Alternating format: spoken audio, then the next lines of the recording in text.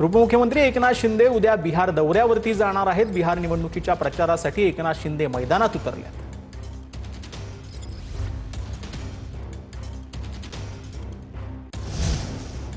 तर वाशिममध्ये कंत्राटदारांकडून 61 लाखांचा नुकसान भरपाईसाठी पीडब्ल्यूडी कार्यालयातील साहित्याची जप्ती करण्यात आली आहे। कोर्टाने पीडब्ल्यूडी विभागाला कंत्राटदाराला नुकसान भरपाई पोटी 61 लाख रुपये देण्याचे आदेश दिले होते। मात्र कोर्टाच्या आदेशाकडे दुर्लक्ष करत पीडब्ल्यूडीने भरपाई देणं टाळलेलं आहे। 61 लाखांची नुकसान भरपाई न दिल्याने कंत्राटदाराने पीडब्ल्यूडी कार्यालयातील साहित्य जप्त केलं।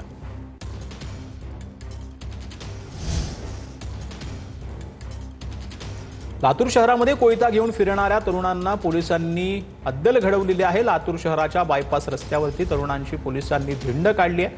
लातूर शहराच्या बायपास रस्त्यावर तरुणांनी दहशत माजवण्याचा प्रयत्न केला होता।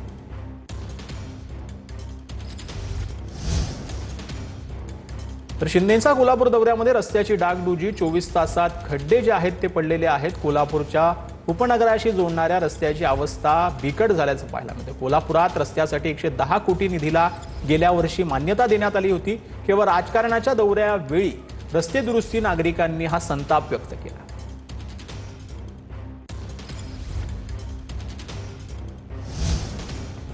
तर बुलढाणा इथं मुलाकडून आई वडिलांची कुऱ्हाडीनं वार करत हत्या करण्यात आली आहे। आई वडिलांच्या हत्येनंतर मुलाने आत्महत्या केलेली आहे। चिखली तालुक्यातील सावरगाव डुकरे गावातील धक्कादायक घटना समोर आली आहे।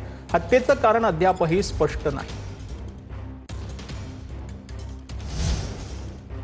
तर नवी मुंबईतील दुर्बे नाका परिसरामध्ये एकाची माने दारूची बाटली खुपसून हत्या करण्यात आली आहे। दारूच्या नशेमध्ये शिवीगाळ केल्याने हत्या केल्याची माहिती मिळते। हत्या करणाऱ्या आरोपीला दुर्बे पोलिसांकडून अटक करण्यात आलेली आहे।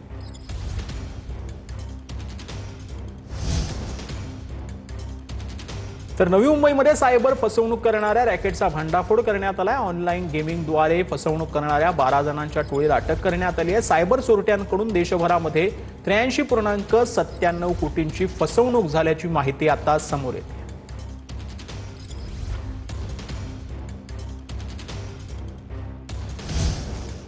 तर जवाहरलाल नेहरू विद्यापीठात पुन्हा एकदा डाव्यांचा झेंडा फडकलेला आहे। जेएनयू विद्यार्थी संघटनेच्या निवडणुकीमध्ये 4ही पदांवर डाव्यांचं वर्चस्व पाहायला मिळते। लेफ्ट युनियनच्या आदिती मिश्रांच्या अध्यक्षपदी विजय झालेला आहे। अटीतटीच्या झालेल्या निवडणुकीत 1937 मत घेत आदिती मिश्रांनी एबीव्हीपीच्या विकास पटेलांचा पराभव केला।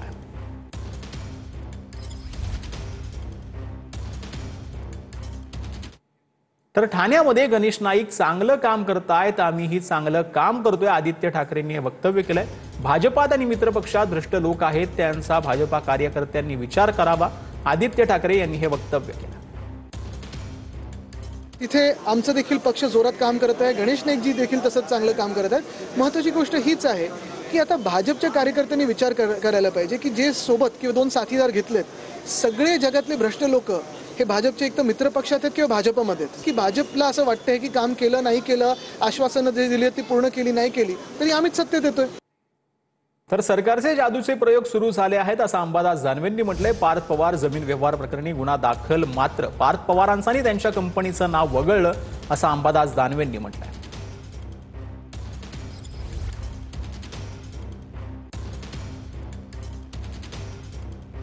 तर अंबादास दानवेंनी काय ट्विट केलंय ते आपण पाहूयात। कोरेगाव पार प्रकरणात गुन्हा दाखल झाला, पण यामध्ये पार्थ पवार अथवा त्यांच्या कंपनीचं नाव साफ वगळण्यात आल्याचं अंबादास दानवेंनी म्हटलंय।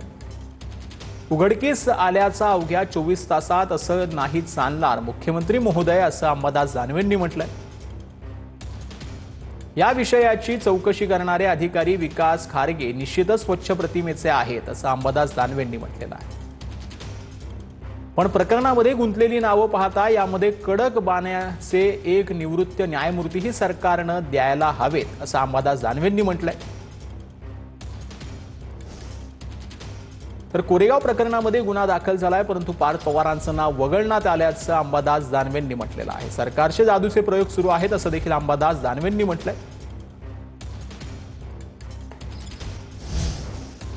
तर असलम शेख यांचं नाव 2 मतदारसंघामध्ये असल्याचा आरोप करण्यात आलेला आहे।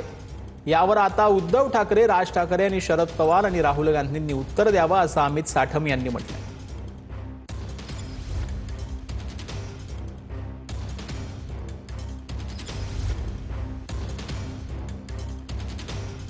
आणि असं आहे की ह्याचं उत्तर उद्धव ठाकरेंनी दिलं पाहिजे, याचं उत्तर राहुल गांधींनी दिलं पाहिजे, याचं उत्तर मनसेचे अध्यक्ष जे आहेत राजसाहेब ठाकरे यांनी दिलं पाहिजे. लोकांनी तुम्हाला का घरी पाठवलं याची कारणमीमांसा करा, त्याच्यावरती काम करा, संघटना बांधा, लोकांचे प्रश्न घ्या आणि लोकांची मनं जिंकण्याचा प्रयत्न करा.